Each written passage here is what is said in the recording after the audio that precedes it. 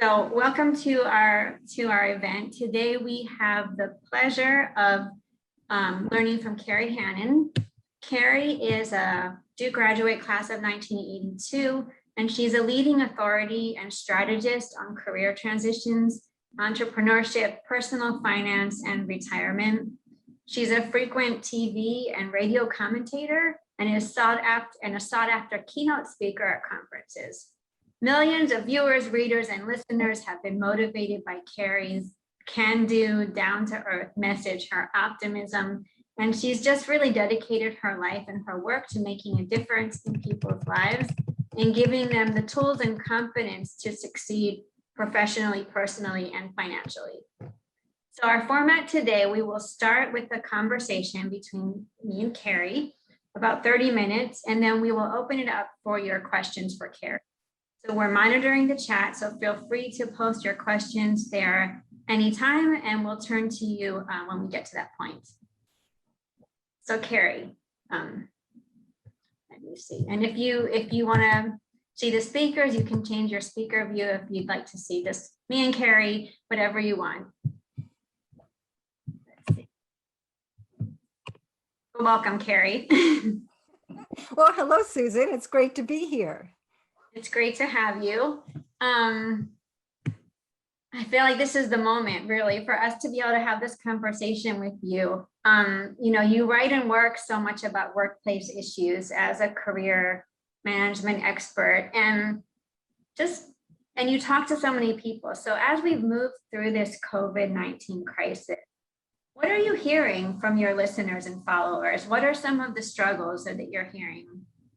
Yeah, you know, Susan, what a year. I mean, it has been, who would have expected? I mean, it was such a traumatic and dramatic shift for all of us in our work lives. And I think there's hardly a single person whose work life and personal life hasn't been impacted in a significant way.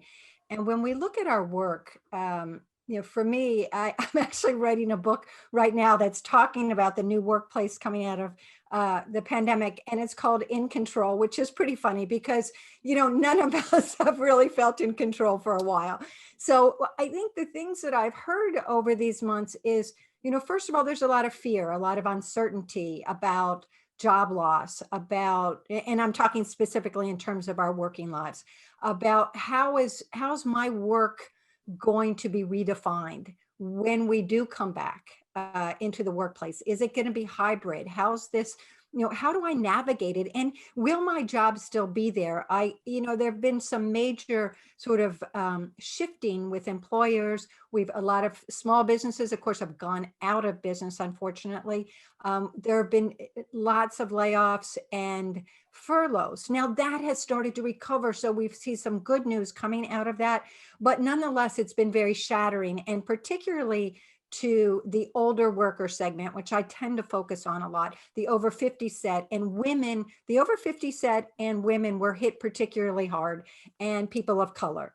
Because, and I don't mean that, I mean, it's just lots of things. A lot of it is the industries you were in, the kinds of fields that really were impacted most directly, you know, travel and, you know, face-to-face kind of work situations. And so we saw, you know, so what I hear, you know, the basic thing is fear. And now I'm hearing a lot more optimism and hope, but it's not over, and it takes a lot of resilience. Yeah. So you mentioned your book, and I know it's focused at the 50 plus, how to succeed in the new world at work. But I think there's a lot of wisdom there for anybody and all trends. So what are some of the big workplace trends that you're seeing coming out of the pandemic? Yeah, I mean, it's true. And it's actually across the board for all age groups. And probably for most of you listening here, this is not a big surprise, but the major trends coming out of it is one, remote work is here to stay, right? The genie's out of the bottle. This is happening. I mean, employers have figured out that, yeah, they can do it. You can be productive, and they can have cost-cutting moves by having people work from home. They also have been able to refigure the way they do work in a lot of jobs. So I think remote work is something that a lot of younger workers have wanted this for a long time and wanted that, especially people who are digital nomads and digital natives. They're like, hey, I can work from here and I can work from there. Why do I need to come into an office? And so prior to the pandemic, that was something that they were negotiating for, this flexibility. And when you look and you ask people, what do you really love about your job? One of the key components is if they have that flexibility. So I think this is actually a good thing. And it's excellent for older workers because you're not judged on how you look, a book by its cover, but on your productivity and your performance. And that's a good thing. Secondly, I see entrepreneurship and just great examples of entrepreneurship kind of popping up all over. These are the silver linings I've seen from the pandemic. Really cool businesses, people seeing opportunities and what's gone on and how the economy has shifted. They've seen the bright lights and they're going for it. And often, I must admit, it's people who have been laid off or lost their job and were frustrated by trying to get back in and said, you know what, this is maybe my time to try this. This is my time to do my own thing. So I'm going forward across all the age groups, I think we're going to see more entrepreneurship moving forward. Career transition. Okay. A lot of people use this time to say, hey, maybe this is the time that I should be thinking about doing something I've always wanted to do. So career transition has been very top of mind to people I've talked to. And sort of the final piece of it, and this is, I don't know how you're going to play it, but contract work is kind of here to stay because, again, back to that remote working situation, employers have figured out that, you know what, they can get a lot done with contract workers or part-time, or when they have a virtual workforce, it's a lot easier to not have the full structure of benefits. And again, I've seen contract work has been the theme for younger workers, people coming out of school for a while now. But it is definitely going to, and I'm not a big fan of the term gig economy, but trust me, it's growing faster than ever, and we're going to see more of that. I think some people love contract work. A lot of people, they don't love it and they wish they could have a little bit more of that support system, the benefits that come from full-time employment. So when people are kind of thinking about how to set themselves up now for success, whether it's in their job search or in their current job to show their value, what are some things that you see employers realizing or having learned or valuing differently, whether it's kind of skill sets that people should keep in mind? These are the things I should be cultivating, or these are the things I should be emphasizing during my job search or in my work life to make me more valuable. True. Susan, that's a great question, because here's the thing. They have learned a lot about what they're looking for, because, especially businesses that took it on the chin a little bit this year, they really did have to slim down and get the most from their workforce. So here are the things that you really need to pay attention to today. And as I talked about, yes, people are going to be going back to the office. We're going to have more hybrid working. Communication, your communication skills, they've always been important, but they're more important than ever. And it's important that you can communicate, virtually and through technology, but it's also going to be your face-to-face communication skills, your written communication skills. And we all have learned that, writing emails and texts and all that, and on Slack, I mean, seriously, you can be misinterpreted. So it's really important to be a great communicator on all of the platforms. And they're looking for that. They're looking for that. And when you're working as a virtual worker or a remote worker, you need to really ramp that up, because it's the communication that creates that misunderstanding with a boss, with a manager, with your team. So communication skills are going to be very important moving forward. And the second piece of it, I think the second skill, and again, it's pretty obvious, but it bears repeating again, is your tech savvy. So anything, you have to constantly be pushing up that lever to stay current, to stay on top of everything in your field, any of the tech changes. even working with the technology as a communicator, as that platform, but in general in your job, because things are moving faster than they ever have in any time period in our working lives, and you cannot be complacent. And I think, the great business guru Peter Drucker once said that, it's your responsibility to stay relevant to your job. And to stay relevant in today's world, it means being on top of the technology, all the technology and the changes in your field, and really being on top of how your industry itself is shifting, because things aren't slow moving. This happens quickly and you have to be nimble. Great. Thank you. That's good. That's great. That's a great summary. So you mentioned stress. Obviously, it's really been a stressful year for many of us. And I want to talk about burnout a little bit, but just to get a sense of the room, Stacy, could we launch our poll and see how people are feeling? But just take a minute. How burned out are you or not?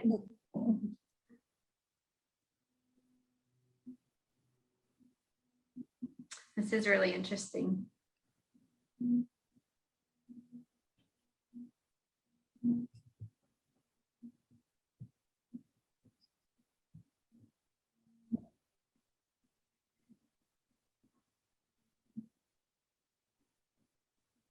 Give it another 10 seconds, maybe. Get your vote in.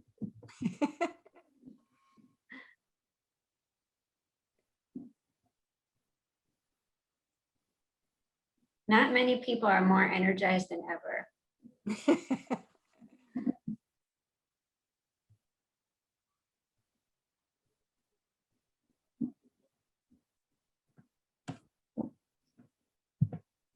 All right, I think we got the picture a little bit. So I absolutely love this, maybe a little bit, but it's mostly Zoom fatigue, because I truthfully have found myself saying to people, can't we just have a real phone call? Like, do we really have to do it on Zoom? Definitely. So since so many of us, either want to make a change or just burned out for all kinds of reasons, it's just been a hard year. How can we fall in love with our jobs again? And we'll talk about transitions later, right? For those who decided that said, I got to make a transition, but those who want to stay where they are or feel like they don't have a choice, they better just stay while they have a job. How can we just fall back in love with what we do? Oh gosh, I love that. I have a book I wrote called Love Your Job that totally hits on some of these themes. And there's no time like the present to start getting excited, because even if you're thinking of switching careers or changing to a new job, we all know it's better to make a change when you already have a job. So if you've got one, this is the time to say, okay, I'm really grateful that I still have a job coming out of this pandemic. And these are some things you can do. Yeah, when you ask somebody, what is it that really makes you love your job, or why are you so unhappy in your job? A lot of people, they don't identify it, but what it is, Susan, it's boredom. I mean, they're bored. And again, particularly if we've been working from home and you're doing a lot of repetitive stuff, it can get like you don't have that outside stimuli that we've had if you're going into an office and you're interacting with colleagues and that sort of thing, or going to meetings. Oh gosh, I mean, yeah, actually we miss that sort of interaction, or going to conferences and traveling. So this is the time that you need to, okay, let's do that, inner soul searching and write down and it sounds simplistic, but it's a great first step. Write down what you really love about your job. I mean, there are things that you truly love about your job. And let's think about, tease those out. What is that really turns you on that you're so glad you have that job? So that's the first practice. The boredom piece is big, as I started off talking about, feeling that sense of boredom. So what you need to do there, and this is really, really critical, is, do something about it. Take this opportunity to learn something new, add some professional development if you can, see if your employer is offering some sort of new sort of workplace development program, anything you can do to just shake it up a bit, raise your hand. If you hear that there's a new project coming down, a lot of the times, especially this last year, we've been hunkered down, just trying to get through and do what we need to do and hang on to the job. But now's the time to say, hey, you know what? I'd like to volunteer to do that. Would you consider me to take on this new project that we're working on, this new responsibility? Or, those kinds of things will really energize you, and it can be a little scary. We often don't want to, step out in front like that, especially if it's something new to us, because it's kind of better your fear, that fear of failure bounces up. But don't do it, because if you're a little bit scared, that adrenaline really ramps you up and gets you excited. So I think that's important. Another thing you can do, and again, this is a simple tip, but maybe easier said than done, since we're working, and if you're looking at my home office, but declutter. If you can do that, just take some time. And it sounds like, something you might do to throw away old sweaters, but that's not what I'm talking about. If you can go through your workspace and really streamline it a bit, because what's that doing is you're making decisions. I value this, I don't value that. You're getting in touch with who you are and what you value and what you do on a really basic level. But it's so liberating. So do that. The other thing I love to do about falling in love with your job again is to, find a happy place. I like to, in my workspace, find a way to put up a photograph of something I love. And it's like my dream. That's why I'm working. For me, it's a view of the beautiful Virginia countryside with the Blue Ridge Mountains in the background. And I say, oh my gosh, this is why I'm sitting here working right now, so that I can go there. And, it's sort of, if you can back away, give yourself that break from work and kind of revitalize and let yourself dream a little, turn away from the computer, get up and do something. These are just little simple things, but I find that positive energy, that positive image can really redirect that sense of being burned out. And, the final thing is really kind of, and there's lots of other little techniques I can offer, but one I love is just try to laugh. I'm serious. People, Gallup did a survey that said that people who laugh at work and smile more when they're having interactions with their colleagues and so forth are more engaged in their work. And you know what? It's true. It releases these endorphins. It's like, I got this, and it breaks up the sort of stress a little bit. I love that. I think for those of us who are working remotely, we miss those in the hallway conversations with our colleagues where we would laugh and joke around. So you can, you could do those on Zoom, or you can take a socially distanced walk, perhaps. You also mentioned two things, this whole question of boredom, I think, is really interesting, and how to alleviate that, which is relevant to any time you're working, whether it's in a pandemic or not. A couple of things I just wanted to make sure to highlight. You mentioned professional development. So as a Duke alum, every Duke alum has access to an amazing variety of courses through Coursera. You can find it on our website. We'll put the link in the chat, Coursera for Duke alumni. And not only can you take these Duke Coursera courses, but you can actually earn the certificate for free. So you're building new skills, getting less bored, and you're also earning a certificate that you can put on your resume. So that's a great thing just to know about, that you have available to you. Susan, I'm so glad you mentioned that, because that is like so critical, and it ties into what we said earlier about keeping your tech skills sharp. Okay, that's one easy way, or staying up to speed on your field. These are really, if you can tap into that lifelong learning opportunity that through the alumni group here, it really is a no-brainer, and it's a great way to. And we can get into this more, but I get so excited about learning and, lifelong learning, and this whole aspect that, Duke, and I'm not trying to be such a cheerleader for this, but I honestly feel this in my heart, is that when we are learning new things, our mind shifts, like everything in our world gets sharper. And it's hard to explain why that happens, but it absolutely does.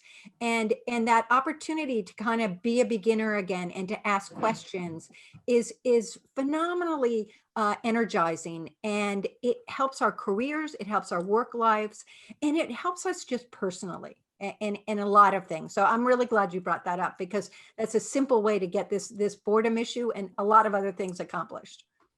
That's great. Yeah. And those courses, some of them are really technical. A lot of people are taking data science courses or programming courses, but then some of them are just about like exploring the world, which according to Kerry, that is good for your career as well. Kerry said it. So we saw in the poll that I think 43% of people said that they have come to realize that they need to make a change during this pandemic. So I know that you have interviewed hundreds of people who have successfully navigated a career pivot. And could you go through some of what are the elements of a successful change? Yes. Questions people might ask themselves. Yeah, it's so, you know what, this is part of our world today. We're all dancing and we're shifting, and it's no longer the world of other generations where you had this one long linear career. Yeah, some people are doing that, but tell you the truth, a lot of people are making shifts throughout their working lives. And this is a good thing. I mean, it makes us find joy in our work in so many ways. And what you need to do if you're a candidate for, and you're starting to, as you were thinking during this past year, whatever, what is it? This has been an opportunity to do that soul searching. I talked about that inner sort of survey about, what is it that I really value about my work?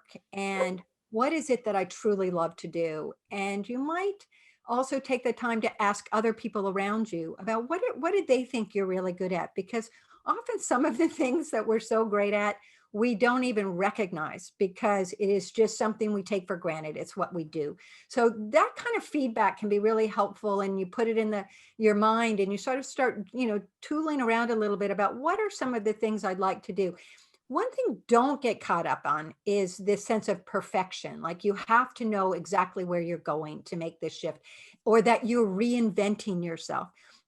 For me, this is about redeploying. So what you're doing is you're redeploying the skills that you already have from your work experience and your education. And you're probably very simply shifting them into a new direction. So that redeployment is a really powerful way to reshape how you focus on making a career transition. So it's not so daunting and scary, but in fact, it's something that you're just naturally able to shift. But the successful people I've met with over the years who really have done a successful transition is they've gone slow, right? They've taken their time. They no rash moves. They've taken sort of baby steps. Maybe they say, I'm interested in moving this direction. I think I'll take a course in that.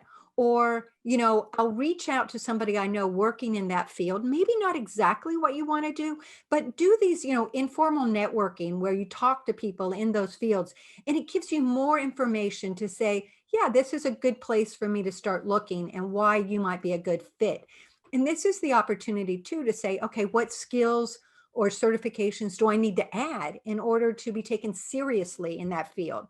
And it doesn't have to be a master's degree or anything like that. It can be, very affordable in terms of, are often just free, but a lot of it you will have to pay, but to make a shift and to add those skills. So you want to take those steps to what can I do here? So what it is you're slowly, and if you can volunteer, apprentice, moonlight, some way to kind of shift it on the side while you're working your primary career right now, to add some experience there and get a sense of whether it is something you're really going to be happy doing. And also, Susan, I think it's important to think, hey, you know what? Nothing's forever. We get caught up often thinking, oh my gosh, I've made this pivot, I've moved this direction, and now this is where I got to go from now on. But you don't. Careers today are much like a patchwork quilt. You might do something for a number of years and shift to do something different. You might do a couple of things at the same time, particularly if this contract work keeps gaining steam. So what I think is important is that you identify that nothing's forever. And what's the worst thing that can happen? And just get started. Try to do something. And this is sage advice that we've all heard for years, but it stands true today, is do something every day to move that ball forward.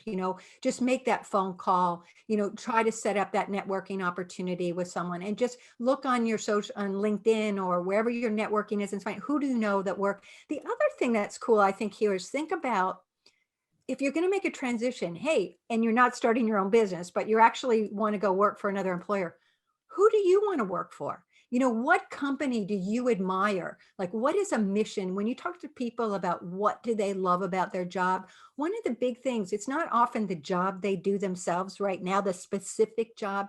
It's this pride in the company they work for, the mission, whether it's a for-profit or not for profit, of the product they make or the service. So, do that. That's part of your soul searching too, is, what would really, gosh, I'd love to work at this company. Okay, who do I know that works there? How can I find out more about it? So those are the building blocks. And the final piece of that, Susan, and I think we can get into this a little bit later, is really the people who have made successful transitions have been able to get financially fit before they make a shift. And I know that's a tall order, but if you have an opportunity when you're taking your time to make the shift, to pay down any credit card debts, or depending on your age, move somewhere where the cost of living is a little less expensive, whatever, not today, I'm not saying, but these are things to put in. Where can you get lean and mean? Because if you're making a career shift, you might not make as much as you did in your previous career, or if you're starting your own business as your career shift, you may have to not pay yourself initially as you invest in your business.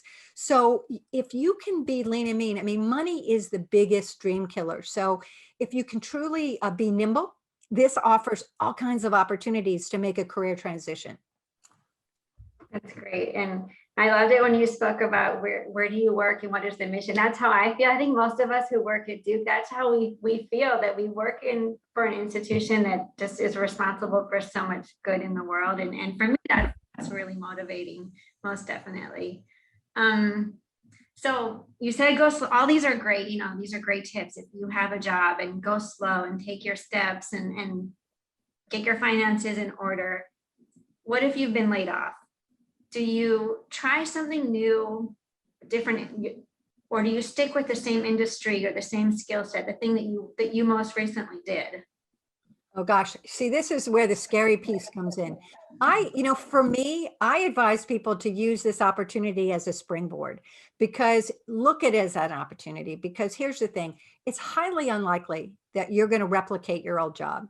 And if you get stuck in a moment and all you're trying to do is go back to what you were doing, you've missed the boat. You've missed that opportunity to push yourself, to move forward, and to try some new things. Yeah, I'm not saying you need to go to a completely different industry or any of that. Back to what I was talking about, redeploying your skill set, but open up your mindset. Be open to other possibilities, other fields, and other ways of using the skill set you have and going in a new direction. Because I find people get so discouraged when they're trying to replicate their job, or they see some of these job postings that, my gosh, who could possibly fit all those criteria, And so use this as a chance to say, hey, I'm going to take a little bit of a risk here, and it's okay.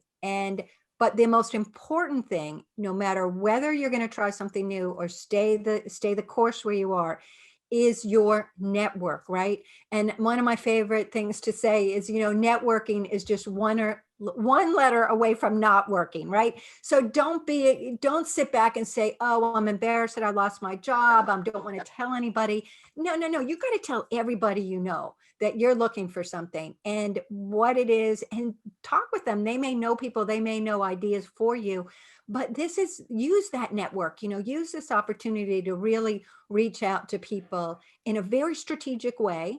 And because guess what? Employers hire the way they always have.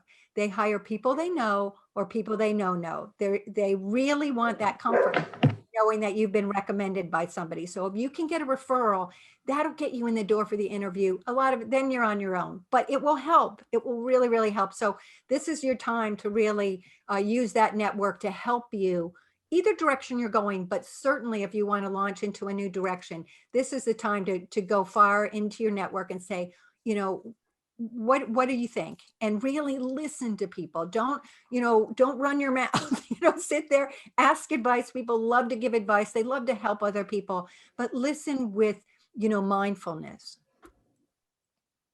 That's great. And we'll share some information also in the chat about how you access the Duke network, because that really is your best network. There's really nothing Duke alumni I have found will not do for each other. Even if there are people who didn't graduate anytime near when you did, or from the same school that you did, or that in any way. So we'll share information about that. So I see we've got a few questions coming in on the chat. Stacy, do you want to help us? I'd love to. We have our first question from Mike Kamas. Mike, would you like to unmute yourself and ask your question? Sure. Thanks, Kerry, for your talk today. A question I have is I'm currently employed in the defense industry for a stable, medium-sized company, and a few other companies have approached me about serving as a consultant. So I'm thinking about starting up my own kind of side business and independently being a consultant for other companies, hoping to make that my full-time job eventually. Just wondering if you had any books or tips on that process. Oh, I love that you're doing that. See, what you are like, you're taking over this spirit of entrepreneurship that I think everybody should have, because you're taking control of your career. Because I think we've learned a lot that things can be pretty precarious and life can come at you pretty quick, as the ad used to say. So by taking control of starting this on the side as a consulting business, you're already heading in the right direction. And I do think that you're doing it very strategically by hanging, stay the course where you are now. You obviously love what you're doing, but this gives you a chance to sort of tease up some real areas of expertise that's going to help you market yourself further down the road. Because, one of those things that we talked about that people really love about their jobs is having that autonomy and feeling like you're in control in some respect. And what you're doing is allowing you to start building out that platform without the huge financial pressure. So in terms of, resources, there's, I think any time you can reach out to whatever field you're in, any sort of association involved with it, to continue building that network within that group, that's going to help you find new clients and find new opportunities. And I also find it's important when you are on the consulting hat side of things, talk to people and make sure that they can give you referrals as well, because it's word of mouth that's going to grow your business easily without you having to do a lot in that direction. And again, if you're moving further in that direction, you may find that you even want to hire some virtual assistants to help you manage that part of your consulting business. And in today's world, that's so much easier to do, to have, even somebody who can do the bookkeeping for you, whatever. You can find a virtual helper that will help you launch your own business on the side. Thank you. Our next question is from Allison Cohen. Allison, would you like to ask your question? Thank you. Yes, I'm I'm trying to effect a career transition to the nonprofit sector from having worked as a paralegal for private law firms. And I've been taking courses and volunteering in the community for cultural nonprofit organizations. But I wonder what you could say about how do you persuade people to consider someone who does not have certain job titles in their background on their resume? How do you persuade people to consider taking someone who is career transitioning? Yeah, I think that's a great question, because that's a real stumbling point for a lot of hiring managers. Not so much for us, but for what you need to do here is really highlight your skills and your experience in a way that showcases. People love real examples that they can put their hand on. So it's not the title so much as saying, in the career field, they call these your car stories, the challenge, the action, the result. So you want to quantify, what a challenge you had in a previous job that you had, what action and what the result was in any sort of numbers, sort of, this grew by certain percentage, or, I launched a project 2 months ahead of time. I mean, I'm exaggerating, but you know where I'm going. So instead of getting caught up in what the title was, it's what you did in that job, how you made your employer successful. And those are the kinds of stories that resonate with hiring managers, and that you can refer to when you're in an interview, is your actions. And so, and then try to think of ways that how that can benefit their organization. Because in fact, everyone who's looking at you to hire, whatever the job is, it's how you can make them look better. It's not about you as much as how you can make it easier for them to do their job or to be successful. And so it's trying to tease out those specific skills you've had in other work experience that is relevant to what they're doing. And I think what you're doing, perhaps, Allison, is also I know there are a lot of courses online that and Duke may have some of these available as well, that specifically geared to the nonprofit industry, that might help marketing in the nonprofit. I'm not sure exactly what angle you're going in at, but there are ways that you can, because it is slightly different, and the way they work is a bit different, and their budgets are different and so forth. So it's important to kind of get some backing in the nonprofit world as well. But volunteering is perfect, what you're already doing.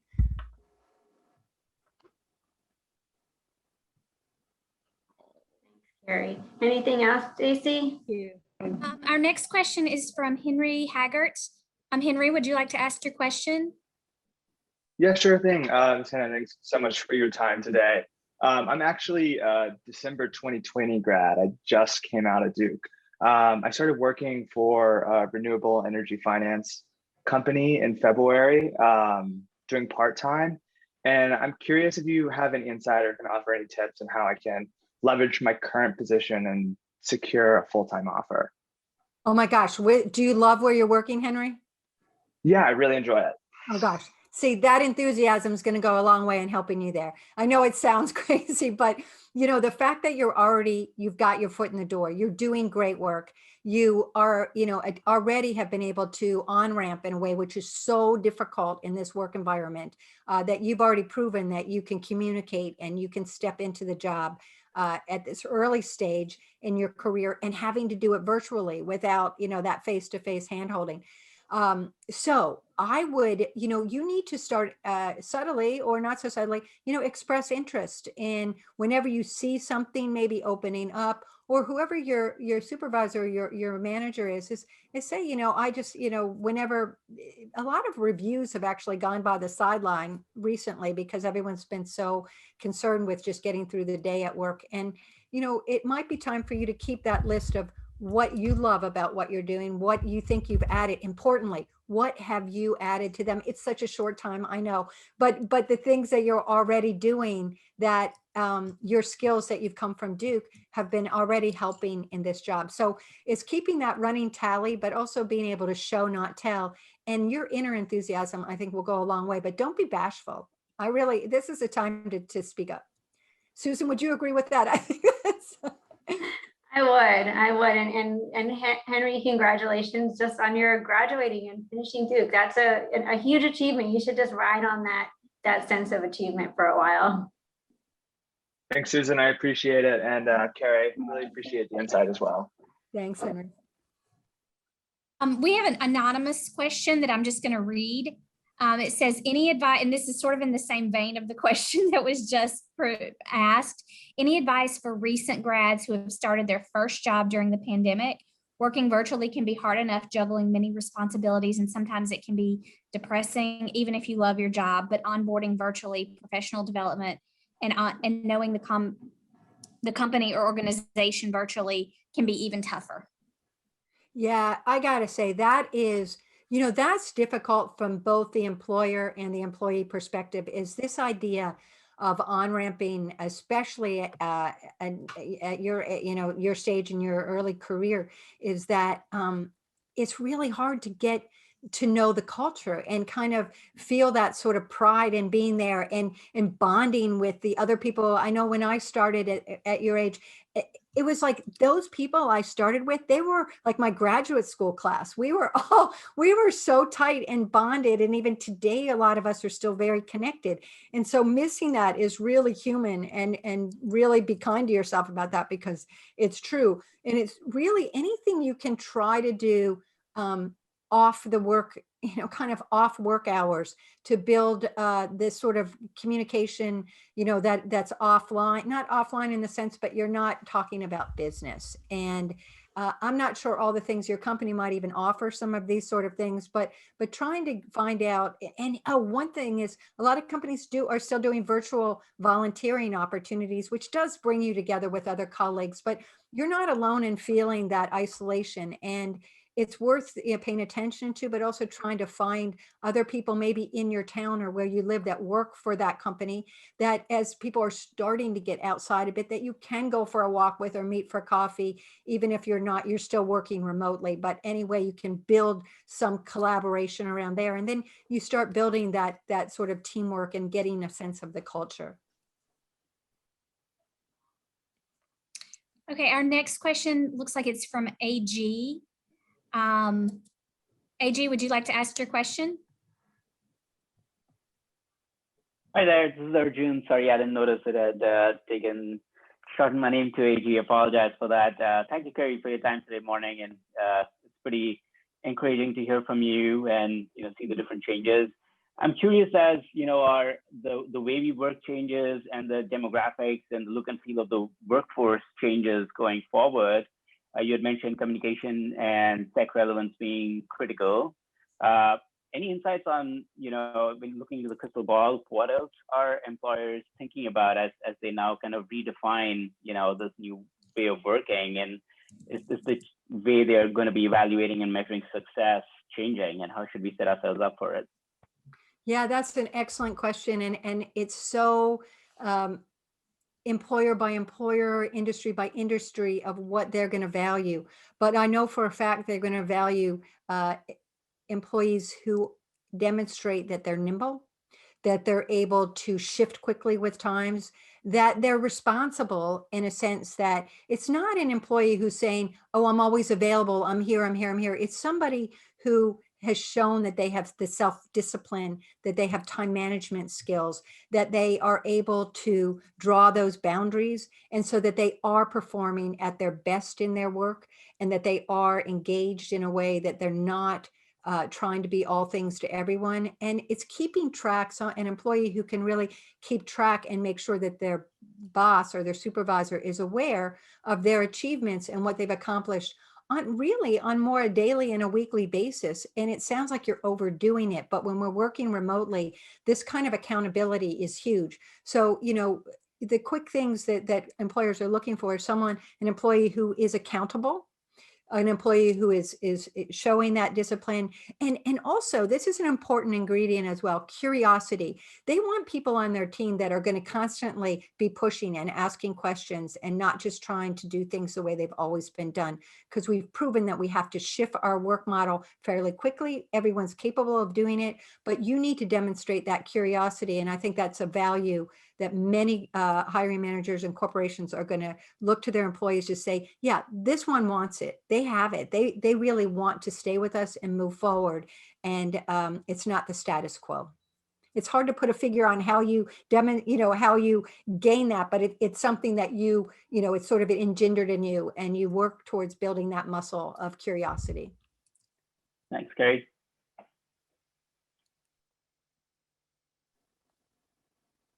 Are there any other questions, Stacy, from the chat? Okay, that's okay. I've got plenty. I mean, feel free. We've still got a little bit more time. We could probably fit in one more question for Kerry, but in the meantime, I've got plenty. So, Kerry, I always hear you talk about, and you just hinted at it, that in today's business environment, that it's really important to adopt an entrepreneurial mindset and skill set. So could you talk a little bit more about that? Without question, I am a huge believer in, even if you're, not running your own shop, your own business, of approaching your work as if you are an entrepreneur. And what that means is, you probably heard it from other people along the way. It's, I look at it as me Inc. And even when I worked in-house for my various employers over the years, I always thought of that, they were my primary client.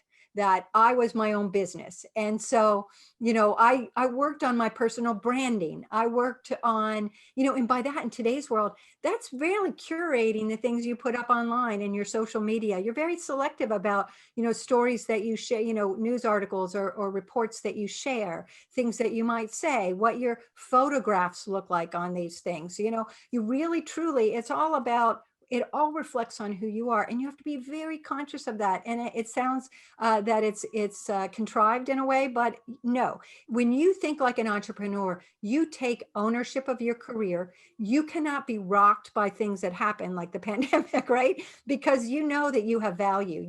You know who you are. You know what your skill set. You know your value, and this is your main client. But you're constantly, think of it as like you're adding new product offerings all the time. You're adding to your skill set all the time, right? And it might be taking these, do classes, or Coursera classes, but whatever it is, you're adding value. So you're adding a new product line for your clients. And it's just a different way. I find it incredibly empowering because I take back the control, as if I'm not just a victim of a bad boss or, an uncomfortable work situation. You know what? I own it. And so as a result, I really, make a point of writing down, the things about my job. I write my job description. What is it that I'm doing? And as an employer of myself. And so, I think it's really just a way of shifting your mindset, but it's incredibly rewarding when you can do that. And ways that, we talked about doing that is really trying to add to your product offerings. But there's lots of other things you can do as an entrepreneur. And thinking that way is that also encourages you to raise your hand, as we talked about earlier in the webinar, of offering to do work on a new project or something like that, because think of that as like a new client as well. So those are the ways to sort of mind trip yourself into taking it and taking ownership. And it's so energizing because you're not a victim. Yeah, I love that. And I love the way you speak about it too, Kerry. And that's kind of how you set yourself up to, if things do go wrong, or if you do get laid off, that you're prepared because you've been building yourself up all along. Without your question. And I love our question from earlier, and not everybody can do this, but I always, throughout my career, when I worked in houses, I always freelanced on the side. And that really helped me feel entrepreneurial as well, because I didn't have all my eggs in one basket, so to speak, that old expression, but it was true. I always felt, and also creatively, I would get really excited because I'd be writing about things that my present employer, I wasn't writing about for them. So it was new kinds of challenges that I wasn't getting from my primary job. And it made everything more highlighted to me. I have another anonymous question. The person says, I'm starting a new job at another firm in the coming weeks. I interviewed for and accepted the role over Zoom and haven't met any of the team in person. I'm nervous to start this new job remotely. It would be helpful to hear if Kerry has any advice on starting a job remotely and the best way to get integrated into the team culture and developing relationships while working from home. Thanks. Oh, wow. That is such an important question these days. And, again, it goes back to the communicating. If there's any way you can set up a one-on-one off the work time, off the work schedule, to have a chat with somebody, get to know some of your coworkers, or to talk about some of your interests, things that you do outside of work. And that's always a very positive thing. If you want to talk about Duke, you can do that.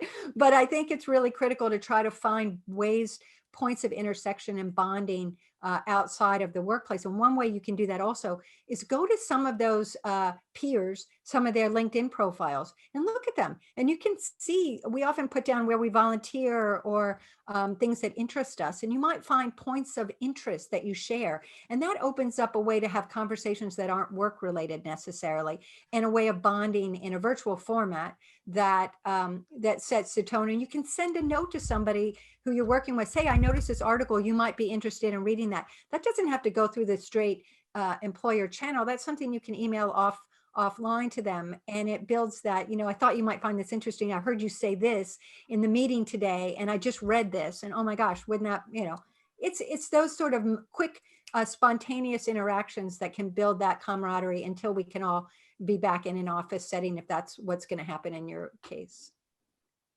Those are great tips. I think we've onboarded a few people on our team during the pandemic, and I feel like I know them. So I think we worry about that a lot, but there's so much, if you're having a million Zoom meetings with people, you do kind of get to I don't know if I've ever met Stacy in person, but I feel like I know her. I don't think we have, but we. So I think we might stress about that, but there are ways to form connections, as you said, Kerry, all kinds of ways. We've got just 8 minutes left. I really want to stick to our time. So Kerry, any final thoughts? Someone who's getting started on a transition or a job search, or wants to follow their passion and their desire to be their own boss.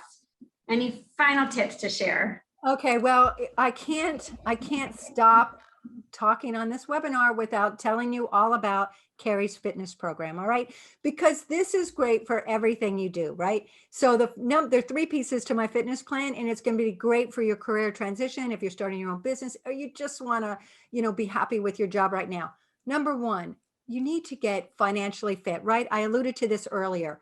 Anything you can do to be lean and mean and take control of your debts, whatever it might be. It's hard if you're just coming out of school. I understand that, but it's really important to be nimble and not be locked into having to have a certain salary, because that limits the kind of jobs you can go for. And also that sense of empowerment that we have if we have that entrepreneurial attitude. So financial fitness, and what I mean by that, just start by doing a budget. It's really simple. Where's your money going? How do you spend it? How do you save it? Where can you pare back little things just to get a little bit more nimble? That's critical. Number 2, and that offers all kinds of opportunities to you moving forward. Number 2 is to get physically fit. And what I love about this, particularly for anyone on the webinar who's, in mid-career or later career, it does a whole world of good of fighting ageism, because when you are physically fit, so many people come up and say, oh, do you want to try dye my hair or get Botox? I'm like, oh my gosh, if that's what you want to do, fine.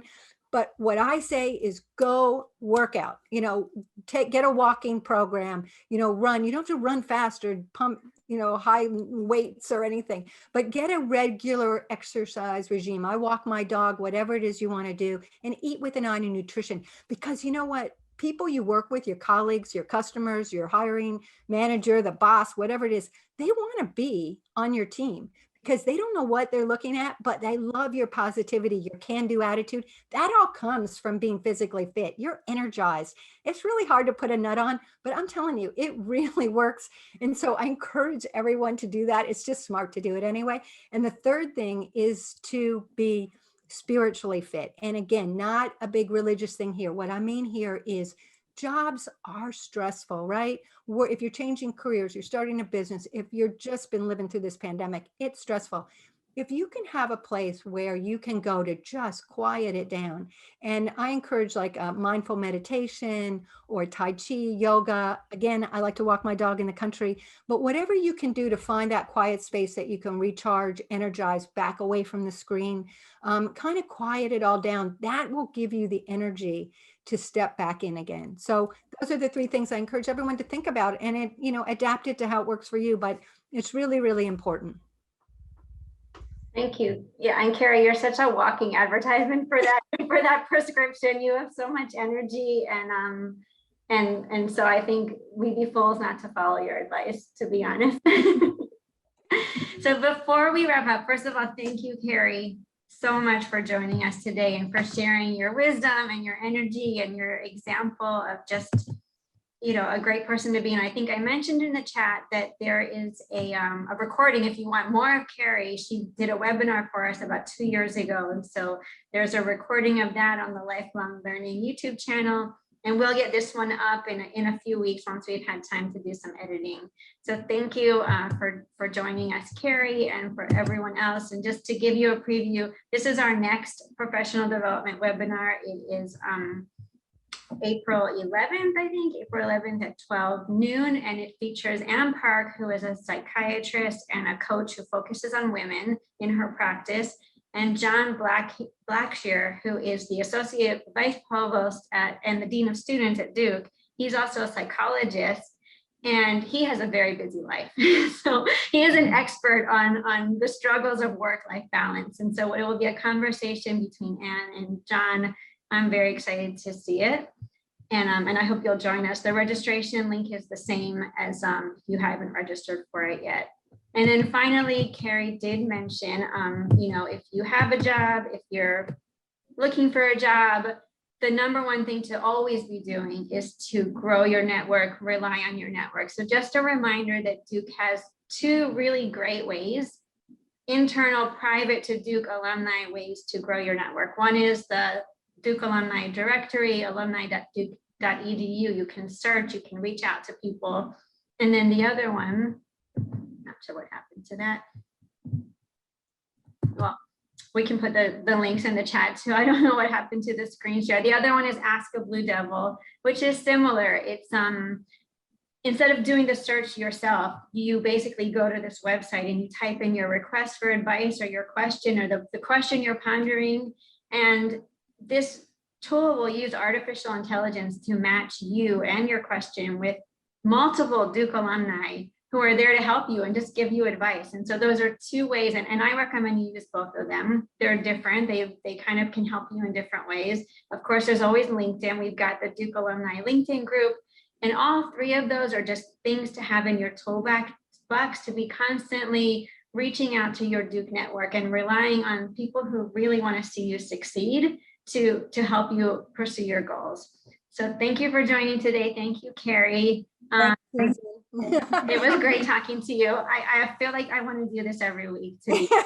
It was a lot of fun. Thanks everyone for coming.